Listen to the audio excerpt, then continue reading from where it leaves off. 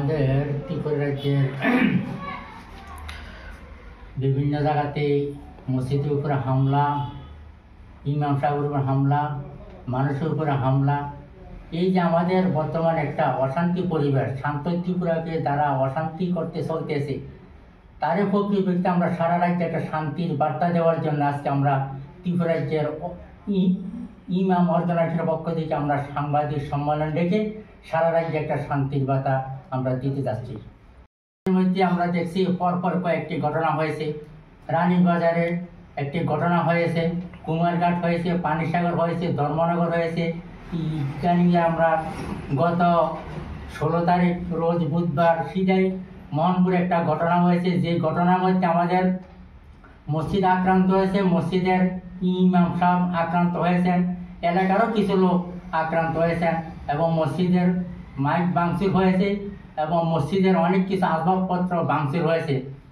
তার জন্য আমরা আজকে এই সাংবাদিক সম্মেলনের মধ্যে আমরা ত্রিপুরা রাজ্যের যাতে শান্তি ফিরিয়ে আসে তার জন্য আমরা শান্তির বার্তা দিতে যাচ্ছি। আমরা ত্রিপুরা রাজ্যের সরকারকে আমরা সেটা আমরা জানানো দিতে চাই যে অঘটন আমাদের সামনে সন্ত্রাসমূলক ঘটনা কার্যকলাপ চলছে, তাকে অতি সত্বর বন্ধ করার জন্য। কারণ আমরা হিন্দু, মুসলিম, পাহাড়ি, বাঙালি সকলে আমরা মিলেমিশে আছি, বুদ্ধ, খ্রিস্টান, জৈন, আমরা সকলে মিলেমিশে আছি, একে অপরের কাজে আমরা সহযোগিতা করি। যেমন আমাদের কুলুবাড়ি গ্রামে একটা মসজিদের কিছু জায়গার প্রয়োজন ছিল, তার পাশে একটা জায়গা ছিল মরণচন্দ্র দেবনাথ নামে। ওই মরণচন্দ্র দেবনাথ আমাদের মসজিদের যতটুকু জায়গার প্রয়োজন ছিল উনি আমাদেরকে জায়গা দিয়েছে। আবার আমাদের পশ্চিম পাড়া নমপাড়ার মধ্যে তাদের শ্মশান ঘাটের দাহ করার জন্য জায়গা নেই, আমাদের একজন ভদ্র মুসলিম মহিলা 5 ঘন্টা জায়গা তাদের শ্মশানে দাহ করার জন্য দান করছে। আমাদের যে একটা মিলন বন্ধন, এই ভাতৃত্ব মিলন বন্ধনকে আজকে একদল সন্ত্রাসবাদী আমাদেরকে মানুষের মধ্যে হিংসা ঘটিয়ে, মানুষের মধ্যে কাটাকাটি, মারামারি, হানাহারি, এই যে মিলন বন্ধনকে সারা রাজ্যের মধ্যে একটা অশান্তি বিরাজ করার জন্য যে একটা প্রয়াস চলছে, অতি সত্বর যাতে রাজ্য সরকার সারা রাজ্যের মধ্যে একটা শান্তি দিয়ে আমাদের মধ্যে মানুষের মিলন বন্ধন, সারা রাজ্যের মধ্যে মিলন বন্ধনকে অটুট রাখে, তার জন্য আমরা আজকে সাংবাদিক সম্মেলন আমরা ডেকেছি। ঠিকই এই ঘটনা চলছে, পানিসাগরে চলছে, কুমারঘাটে চলছে, ধর্মনগরে চলছে। অকব্বর যেটা আমাদের সামনে এখন বর্তমানে আমাদের যে ঘটনার সামনে আসছে, তার জন্য আমাদের কেন্দ্রীয় পার্সোনাল ল বোর্ড, মুসলিম পার্সোনাল ল বোর্ড আইনি প্রক্রিয়া চালিয়ে যাচ্ছে। ভারতের জমিয়ত ওলামা হিন্দ তার আইনি প্রক্রিয়া চলছে, সুপ্রিম কোর্টে তার বিচারাধীন অবস্থাতে আছে। সেইটা আইনি প্রক্রিয়া আইনি গতিতে চলবে, তার সঙ্গে আইনি প্রক্রিয়াতে আমরা সবাই একমত। কেন্দ্রীয় কমিটি আছে, কেন্দ্রীয় কমিটি যা বলে সেটার মধ্যে আমরা একমত। কেন্দ্রীয় কমিটির সাথে আমরা একমত, জমিয়ত ওলামা হিন্দ এবং মুসলিম পার্সোনাল ল বোর্ড যে প্রক্রিয়া নিচ্ছে আমরা তার সঙ্গে আমরা একমত। পরিপ্রেক্ষিতে আমরা রাজ্য সরকারকে আমরা এবং রাজ্যের মুখ্যমন্ত্রীকে আমরা সেটা জানিয়ে দিতে চাই, যাতে মানুষের মধ্যে মিলন ভালোবাসা থাকে, সেটা যাতে আর আগামী দিনে মানুষের মধ্যে এরকমভাবে কাটাকাটি, মারামারি না হয়। প্রত্যেকটি ধর্মীয় স্থান মানুষদের জন্য একটা প্রত্যেকটি ধর্মস্থান প্রত্যেকটি জাতির কাছে, ধর্মের কাছে একটা মর্যাদা সম্পন্ন একটা তীর্থস্থান, ধর্মস্থান। সেই হিসাবে প্রত্যেকটি ধর্মস্থান যাতে অটুট থাকে, আমরা সেই রাজ্য সরকারের কাছে আমরা সেটা আবেদন রাখছি।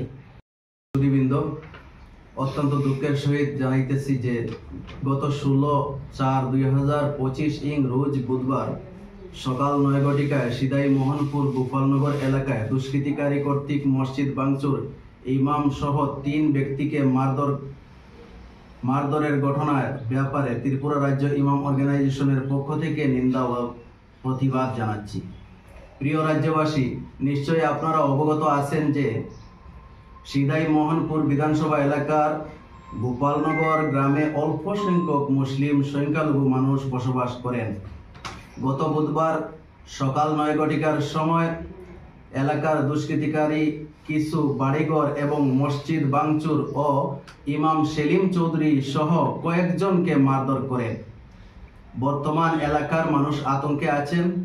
আমরা ত্রিপুরা রাজ্য ইমাম অর্গানাইজেশনের পক্ষ থেকে এই ঘটনার তীব্র নিন্দা ও ধিক্কার জানাচ্ছি।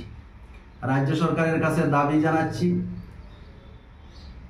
অতি সত্বর এই ব্যাপারে স্থানীয় এই সংখ্যালঘু পরিবারদেরকে নিরাপত্তা দেওয়া সহ মসজিদের ভাঙচুরের মেরামত করা ও আক্রান্ত পরিবারগুলিকে পরিপূর্ণ ক্ষতিপূরণ দেওয়ার ব্যবস্থা করা এবং ভবিষ্যতে ত্রিপুরা রাজ্যের কোথাও যেন এরকম অপ্রীতিকর ঘটনা না ঘটে তার ব্যবস্থা গ্রহণ করা।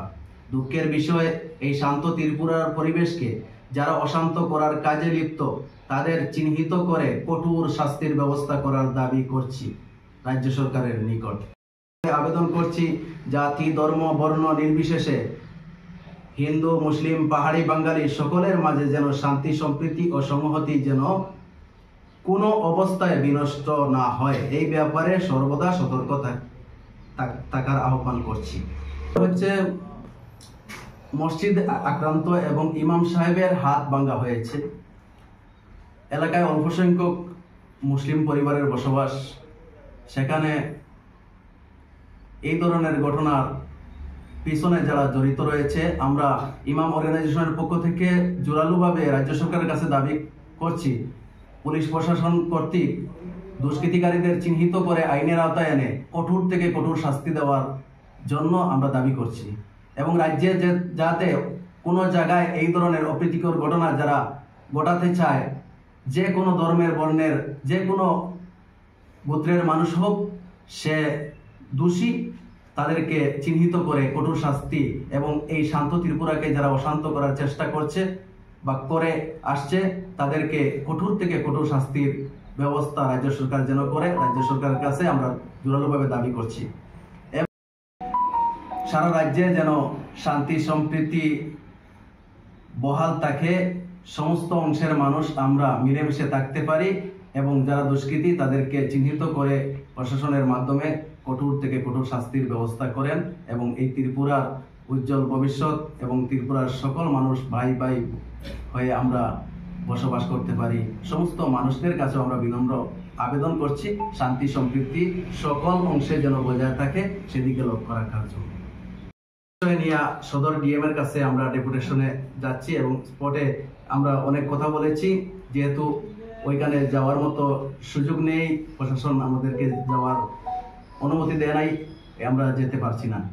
আমরা স্পটে যাব এবং আমরা সদর ডিএম এর সাথে এই বিষয় নিয়ে ডেপুটেশনে আমরা ডেপুটেশনে মিলিত হব ইনশাআল্লাহ।